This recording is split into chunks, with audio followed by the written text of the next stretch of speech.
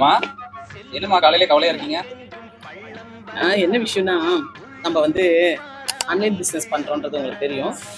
முன்னாடி எல்லாம் வந்து இப்ப நாங்க வந்து ஒரு ஒரு விஷயத்தையும் எடுத்துட்டு போகும்போது தான் நெறைய பேருக்கு அது வந்து ஒரு விழிப்புணர்வா இருக்கு. எல்லாரும் பிசினஸ் பண்ணிட்டு இருக்காங்க. ரொம்ப ரொம்ப சந்தோஷம்.